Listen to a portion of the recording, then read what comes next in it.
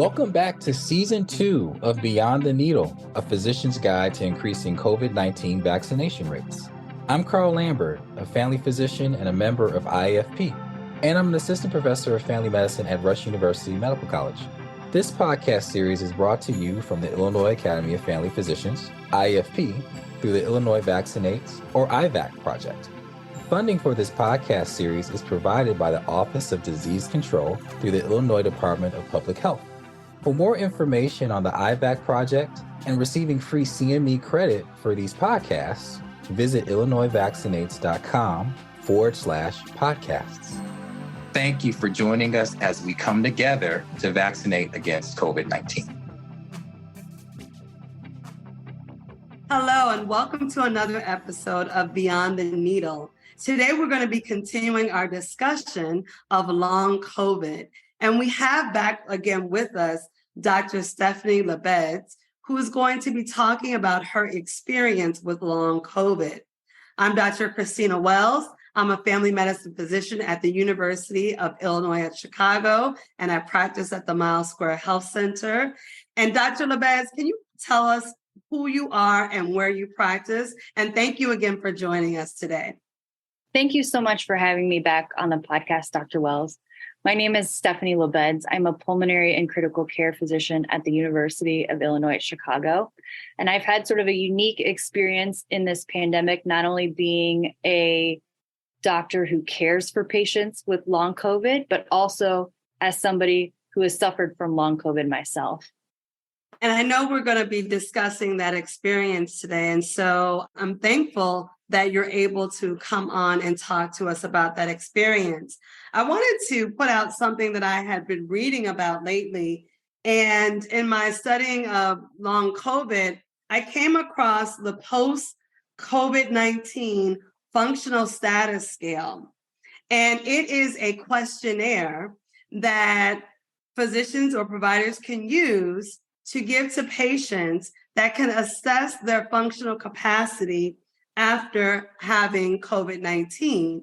And it may be a tool that can help to understand if a patient may be presenting with symptoms that are suggestive of long COVID. And as we talked about in a previous podcast, we know that symptoms of long COVID can be very, very nonspecific. But we just wanted to give you a little opportunity to tell us, what was your experience like with long COVID, and how did that help you in how you approach patients with long COVID because of your own personal experience? And what other things you think that we as family physicians should understand and know about long COVID? Absolutely. So I had COVID-19 in the spring of 2020. And I had seemingly recovered from it, but weeks after my infection, I started to develop some sort of unusual symptoms. And when I say unusual, I mean unusual for me. The first thing that I noticed was that I started getting headaches on a regular basis. And I'm somebody who would only have a handful of headaches a year. I'm not a headache person, but I started to develop headaches every day, which was very unusual for me. Around that same time, I also started to develop symptoms that I would call more cognitive symptoms, or what a lot of people refer to as brain fog. And for me, those things were difficulty concentrating, difficulty processing information, difficulty remembering things. That would oftentimes sort of come along at the same time as my headaches. And I would start the day out feeling totally normal, but as the day went on, I would start to develop these symptoms. I also had sleep disturbances that were new. I found myself waking up every single night, which was a totally new symptom for me. I would wake up and I wouldn't be able to fall back asleep. And that was something that I had not experienced prior to having COVID-19. I also very strangely had some sensory sort of abnormalities. I was very, very sensitive to noise, which is something that I haven't read much about and I couldn't explain, but it was kind of like somebody who has a migraine when they're very sensitive to light or sensitive to noise. I would hear things on the other end of my house that I would normally not be able to hear, and just every kind of noise was very sort of jarring to me. So I started to develop these symptoms that were sort of new and unusual for me. And as a pattern started to emerge, it became apparent to me that like something was going on. And, you have to keep in mind, this was spring, early summer of 2020, and long COVID was not really a thing at that time. So I was sort of in this unusual position, kind of recognizing something's going on with me, but not really knowing what it was and not really having heard about long COVID. But it wasn't long before I came convinced that this was related to COVID-19. These were not things that I had experienced before, and I had no other explanation for it. So I went to my primary care physician and was referred to a neurologist. And I kind of explained to these doctors, hey, this is new. I don't know what's going on. And unfortunately, I had a similar experience to a lot of people. I was kind of written off and was told, oh, this is probably from something else. And I was a little surprised and disheartened by that because I knew at that stage, this was from COVID. There's no other reason for it. These are new things that I'd never had before, and nothing else had changed in my life except for having COVID-19. So it began, a months-long journey to try to find help with this. And unfortunately, during that period of time, my symptoms worsened to the point where I was pretty disabled from them. I had a lot of these sort of post-exertional fatigue, post-exertional malaise. And that was not only with physical exertion, but actually in my case, mostly mental exertion. So I would start my workday feeling okay, but the more sort of brain power I exerted, the worse my symptoms got. And by, mid-afternoon or the end of the day, I would essentially be not functional anymore. I would have such a debilitating headache or debilitating fatigue that I couldn't do anything. And that's even sort of normal everyday activities. I couldn't make dinner for myself. I couldn't fold my laundry and things that I needed to do just to get by every day. That's how sort of disabling my symptoms were. My symptoms got worse, I would say, over the course of about 6 months. And I won't forget, it was the week of the 2020 election. I couldn't get off the couch for an entire week. I felt like I had on like a 100-pound bodysuit. My arms and legs felt so heavy. I could barely get off the couch. I couldn't move around my house. And it was just a very stark kind of low point in my long COVID journey. But I'm happy to say after about 6 months, things did slowly start to turn around. Although there were ups and downs in my course of recovery, I did eventually recover. Although I would say that I had long COVID for over a year, probably closer to 15 months. And over that 15 months, I would say that I was essentially disabled for about 8 of those 15 months. Now, you said that you were eventually recovered. Was there anything in particular that assisted you in your recovery? I was very, very fortunate to get connected with a neurologist at Northwestern, who I think started the first long COVID clinic in the city of Chicago. And I imagine one of the first long COVID clinics in the country. He was somebody I think that was sort of on the forefront of recognizing that there were many patients who were having these sort of disabling symptoms from COVID-19 and decided to start a long COVID clinic. And so I was very fortunate to get in to see him, and he prescribed me a medication that's often used for migraines. And I think that for me sort of started my path to recovery. I took that medication for several months and noticed a dramatic improvement in my headaches, and then more slow improvement in my other symptoms, in particular, sort of the cognitive issues that I was having and the fatigue. Now, that being said, I may have recovered without being on that medication at some point, but for me, that was like a clear time point that I started to turn around. And I will say, though, that my recovery was not a linear process. And I think this is something that I've really sort of tried to stress to the patients that I see with long COVID, is that they're going to have good days and bad days. And one of the mistakes that I always made was when I'd have a good day or two, I thought to myself, oh, I'm getting better. I'm going to go back to doing things. And then I would pay for it because I would kind of overexert myself and I'd be right back where I ended up. And so it's really important, I think, to recognize that the recovery is not a linear process, and people are going to have ups and downs, good days, good weeks, and bad weeks. But if the overall trajectory is on the up and up, that's a really encouraging thing. Yeah, it's interesting listening to you and your experience. And you mentioned some of the symptoms that you were having after being diagnosed with COVID and having this long COVID. I was reading about things such as something you mentioned earlier about post-exertional malaise as being a hallmark of long COVID and being very, very disabling, where people can't do the simple activities that they used to be involved in. I was also reading about fatigue also being a really big symptom related to long COVID and maybe similar to what we see in people who experience chronic fatigue syndrome. And so I know that long COVID is also bringing to the forefront chronic fatigue syndrome and allowing us to look into that a little bit more about that pathophysiology and how we can manage that.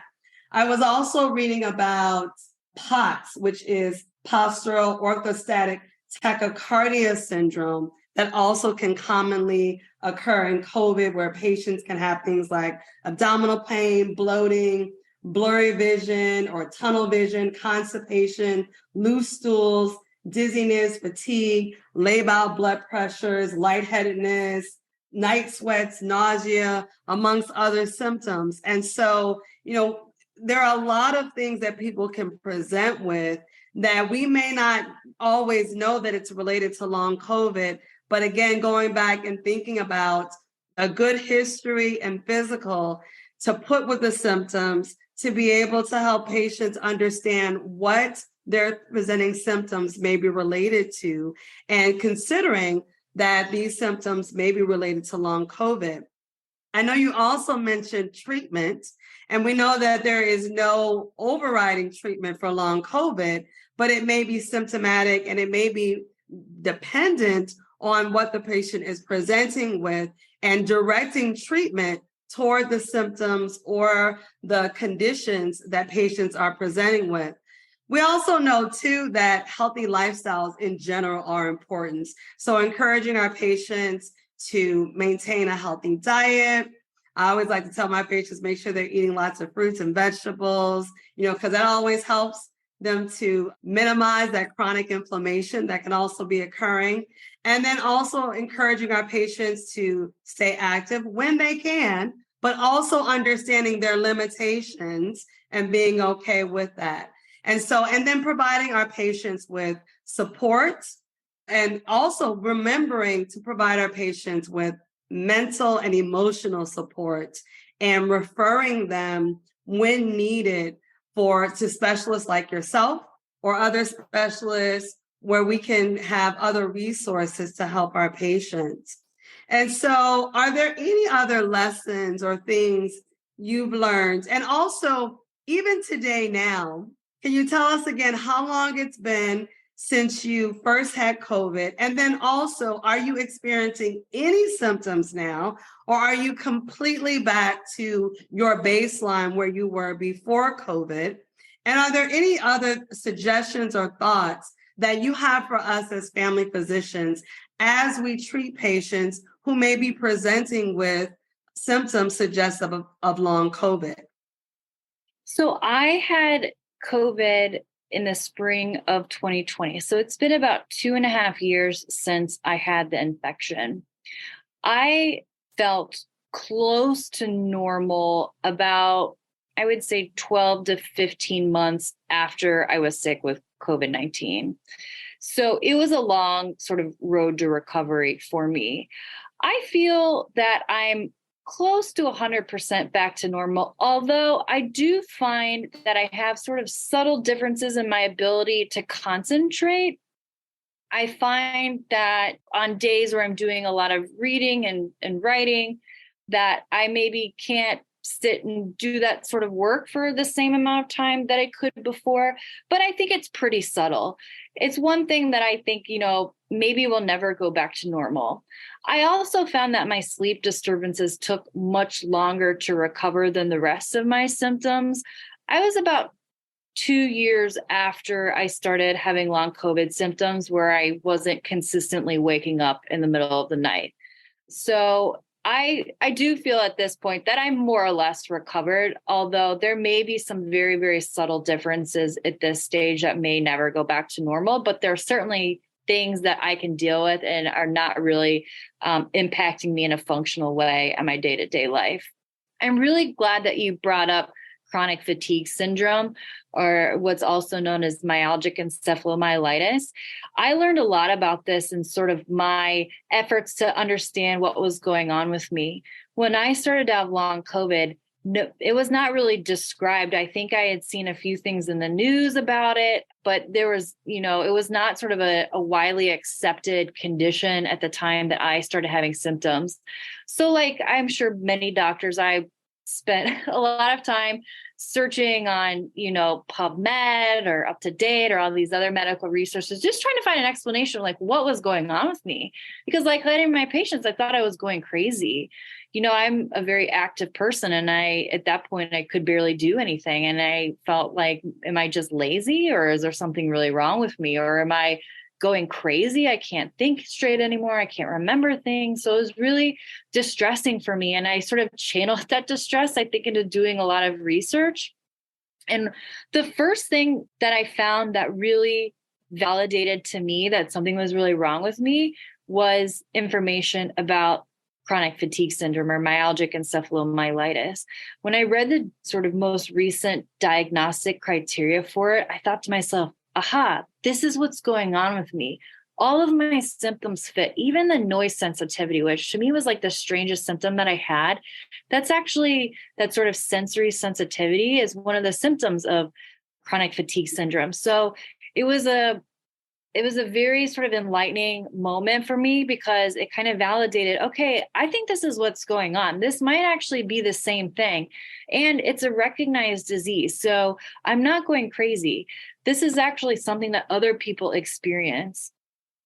And what it was even more helpful for me in terms of just dealing with this sort of new condition and new disability that I was going through was I learned about this concept of the energy envelope, or staying within your energy envelope. And the idea behind it is that people who have chronic fatigue syndrome, they may have sort of like a fixed amount of energy that they're able to expend on a daily basis. And so they have to be very cognizant that they stay within their energy envelope, if you will, or that they don't overexert themselves, because the end result of that is crashing. If you deplete your energy stores within that day or the next day or a couple of days, if you totally deplete your energy stores, they won't be able to function. And that's kind of what I referred to in the previous episode as being that crash. When I describe it to my patients, I tell them it's kind of like filling up a car with gas, but the gas tank has a leak and it's always dripping gas. If they don't rest and fill up that gas tank, and that gas tank keeps on leaking, eventually that gas tank's going to go to empty and the car is going to break down, and they're not going to be able to do anything. So they have to be very, very cognizant of not overexerting themselves. My personal experience was that I would tend to get this, I'm just going to call it a funny sensation in my head. It wasn't a headache at that point, but I felt weird. I felt off. And I still to this day, I can't describe what it was. But for me, that was sort of the first symptom that I had where I started to recognize, okay, this is the precursor to the headache. This is the precursor to the brain fog. If I don't stop or slow down now, if I keep pushing myself, I'm going to be in bad shape later. I'm going to have a full-on headache. I'm not going to be able to think straight. So at that point, when I recognized it, I would stop working and I would rest. And I found that I would be able later in the day, if I stopped and I rested, I might be able to get some stuff done. But if I keep pushing it at that point, I won't be able to do anything and I'll crash and I may not be able to get out of bed the next day. So one of the things that I tell my patients is they really have to be cognizant of any of their physical symptoms that they're having and try to recognize the very early stages of these things going on. And when they do recognize it, they have to stop. And I think that's really hard for people. I know it was hard for me, and I'm sure you can sort of relate to this, Dr. Wells. Physicians, we tend to be people who work really hard, maybe even workaholics, were people who used to kind of pushing through when we're not feeling well. We're notorious for coming into work when we're sick, right?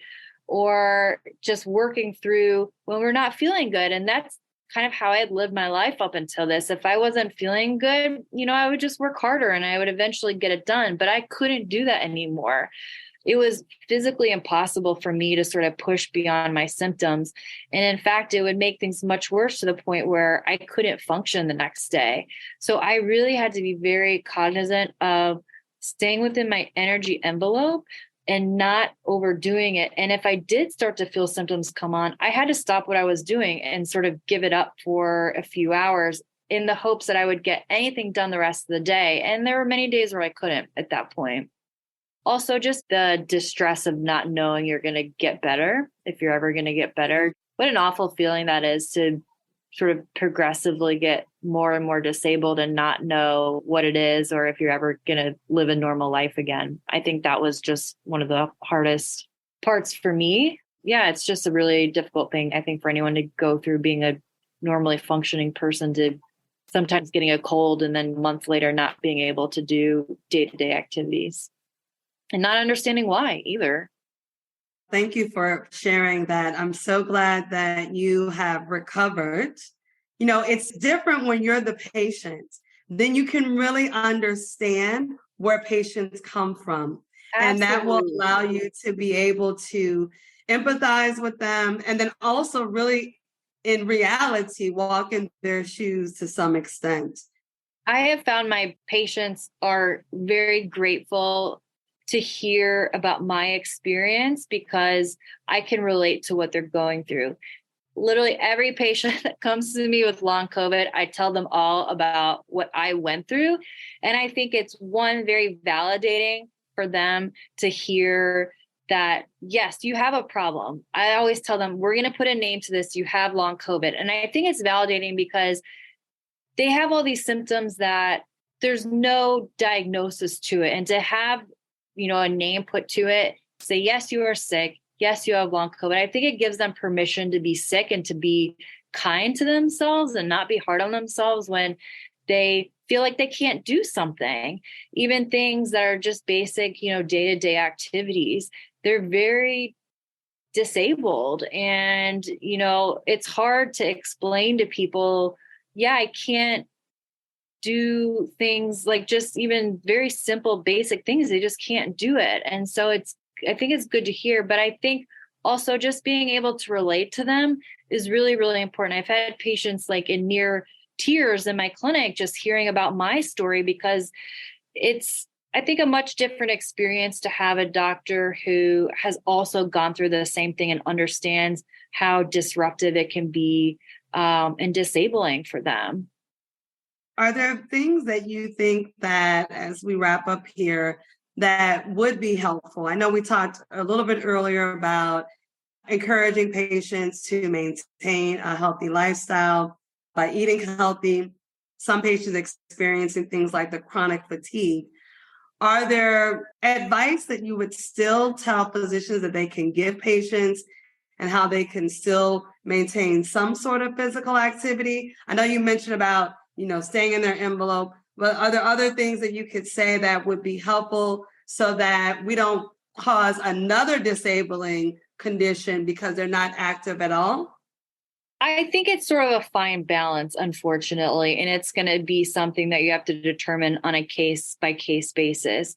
We all know physical activity is really important, and as physicians, we are always recommending our patients to stay active because that is important for a healthy lifestyle, but we don't want to push it. And that's where it's really difficult to know how much activity is good and what the threshold is from going from sort of a good amount of physical activity to a potentially disabling amount of physical activity. And it's really hard. I struggled with this myself for months to know how much I could do.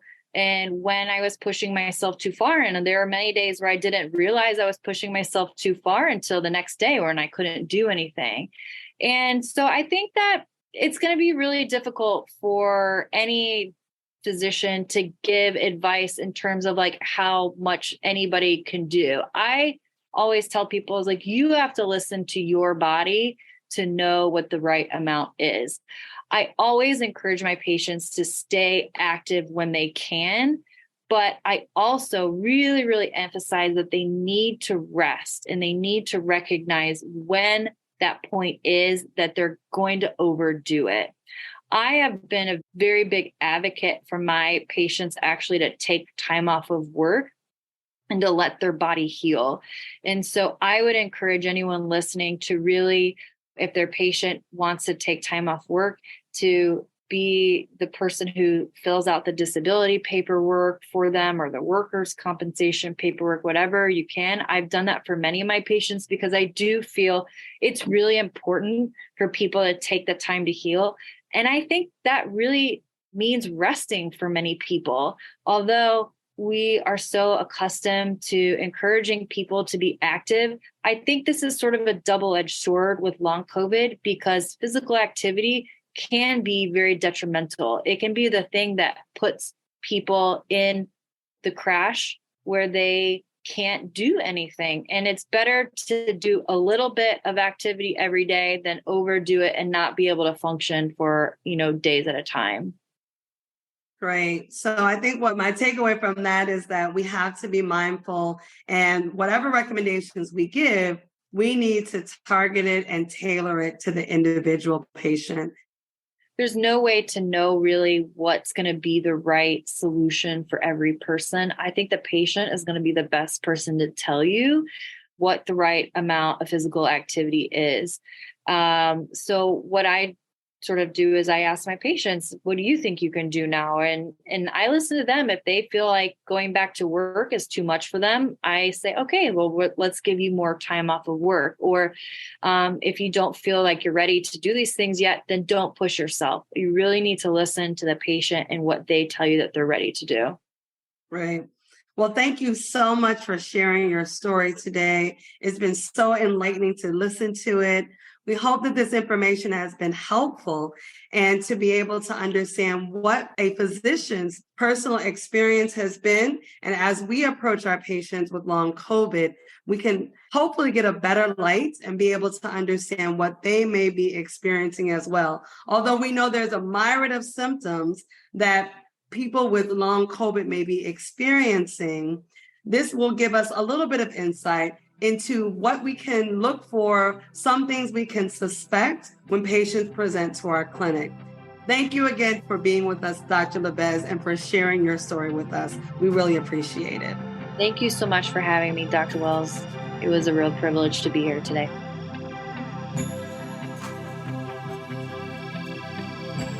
Thank you to our expert faculty and to you, our listener, for tuning into this episode. For more episodes of Beyond the Needle, please visit IllinoisVaccinates.com. Here you'll also find links to an online toolkit, how to join learning collaboratives and boot camps, podcast transcripts, speaker disclosures, and instructions to claim CME credit. Subscribe to Beyond the Needle on your favorite streaming platform.